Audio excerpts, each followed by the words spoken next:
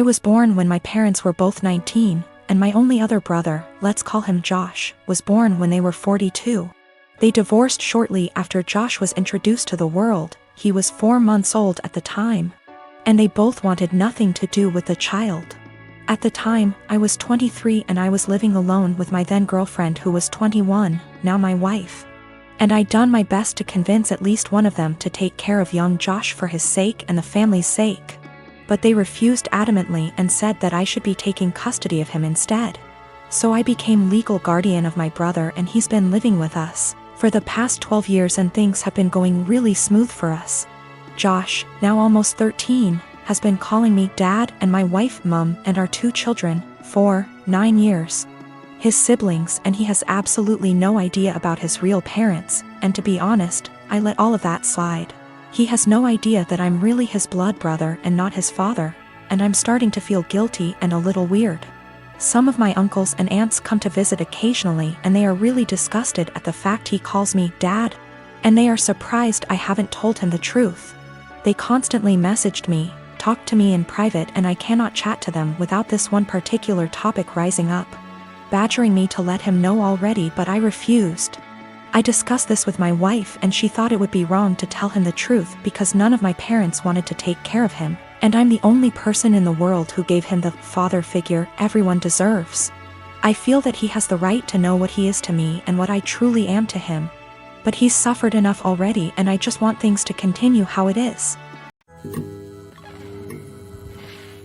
Me and Diamara, she is 12 years old, have had a rough summer. She's been more defiant than usual. I've been dating her mom Mara for 2 years now. 9 months ago, they moved in with me, Maple. Both Dio and Mara have an on-again / off-again relationship with Dio's dad, Dionysus. He's pretty much never paid child support, comes and goes as he pleases into Dio's life. Typical shitty-ass part-time dad. I've tried to fill the dad role in her life, while still understanding boundaries, taking things slow, etc. This summer Dionysus decides he wants to be a real dad and takes Dio in for a month. Good for him, not my business, and Mara agrees. When Dio came back home because school started, she was a lot different. Really mean to me, very dismissive. A few days ago she got caught shoplifting at the mall. Security took her in, then called Mara, who didn't answer, then called Dionysus, who didn't answer, and finally me. I answered. They told me I had to pick her up or she'll be handed over to juvenile. I didn't say anything to her while I picked her up. I apologized to security, apologized to the store. I even tipped the security guards plus the store employees because it's up, they had to deal with that. I assured them Dio would be punished appropriately. I'm speaking to her in a strong, affirmative voice while we're in the car. Not yelling, but in a fatherly tone, I suppose. I'm telling her how up it is to steal, and how I don't. With thieves, and how I absolutely don't voluntarily. With any kind of police, so I don't appreciate any of this, nor will I accept it in my house. She snaps back that I'm not her dad, so don't ever tell her what to do. From now on, if I want to tell her something, I need to clear it with her real father first. That killed my soul.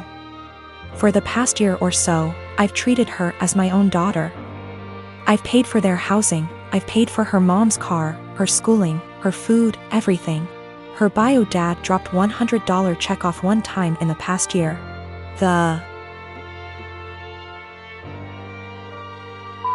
In check bounced, so I had to call him up and he brought cash over.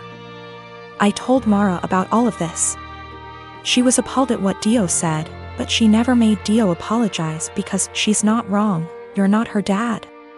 A couple of days later Dio asks me for some money to pay for her uniform / accessories she needs for a sport she's involved in.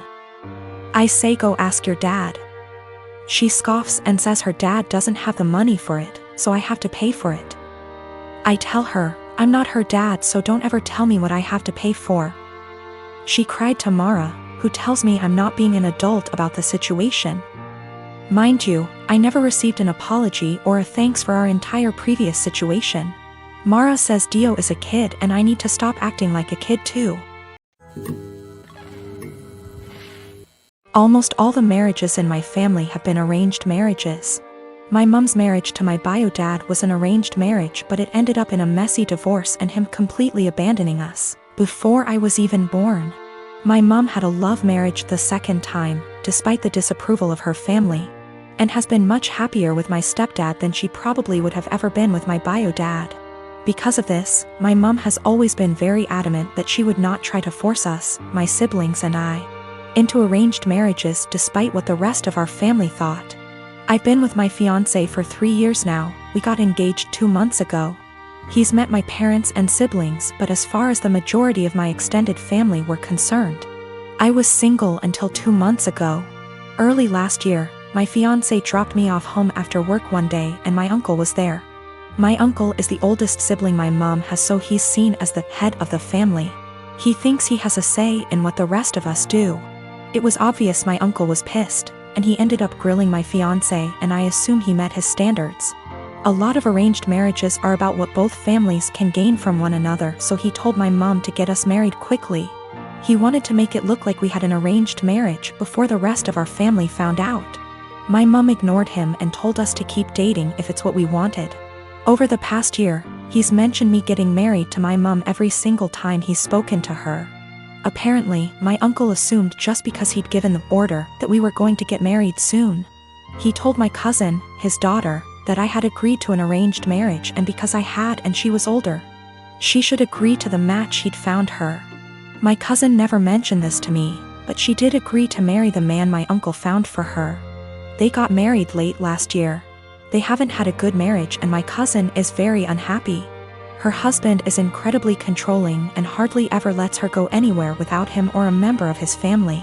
Last week, she was over at my house when my fiancé came over to drop some of the clothes I'd left at his place over.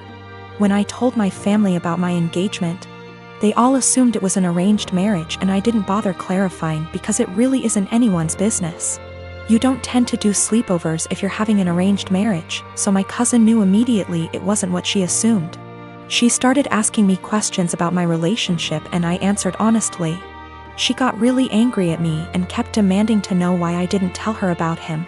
The thing is, I'm very close to this cousin, but I also know how our family is about dating and I didn't want my male cousins trying to strong-arm my fiancé. They've jokingly threatened this before.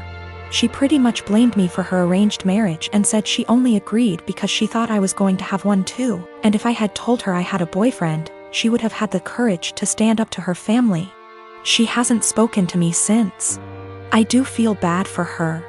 I know how unhappy she is, but if she had mentioned what my uncle told her earlier, I would have clarified. I don't want this to be the end of our relationship, but I don't know what I can do to fix this. I am a 32 years old female, and I was raised Mormon, but I'm not now, nor do I follow any other religion. My mom is still very much in the cult. As such, she has the typical Mormon mindset regarding gender roles and all that bullshit. Granted, I still think she'd be this way without her religion, though maybe not as bad. We get along splendidly, except when the topic of her religion comes up, which doesn't often. She's visiting right now. I don't see her in person much, but she came down for my birthday. It's also important to note that I have 2 sons. My 5-year-old has a mohawk. My 3-year-old has shaggy, shoulder-length hair. He's never had a haircut for a multitude of reasons, none of which would even be asked if he were a girl. Not long after she got here, she started going in on his hair. This is not the first time she's given her opinion on it. Why don't I cut it? Don't I want to prevent him from being bullied? Or from people thinking he's a girl? Because he hasn't asked and I want it to be his choice. Because he acts like I'm murdering him when I brush his teeth and hair. Because he also flails around like he's having an exorcism, so imagine that with a pair of scissors. Because if someone sees long hair and assumes girl, that's on them, and a simple, he's a boy, corrects it. But mostly it's because I don't want to. She got pissed and said what she really thought, which was, well, I just don't like long hair on boys. Clearly. Yet she has no problem with my other son's mohawk. Guess that's boyish enough for her. And she said it in front of both my sons, which pissed me off. I said the first thing which came to my head, which was, if you have a problem with long hair on boys, I suggest you take it up with your Lord and Savior Jesus Christ. You can start by asking him to get a haircut. Call John the barber. Bruh. If looks could kill, I'd be in outer darkness right now. She steeped in her anger for a while but didn't say anything else. She hasn't changed her opinion, nor will she. But I don't think she wants to get roasted again either, so she won't bring it up anymore. I feel like we're both assholes. As much as I hate her religion, that was also a low blow, and I have a tendency to speak first, regret later. Though I don't necessarily regret my words, I do regret how they made her feel. She is my mom after all.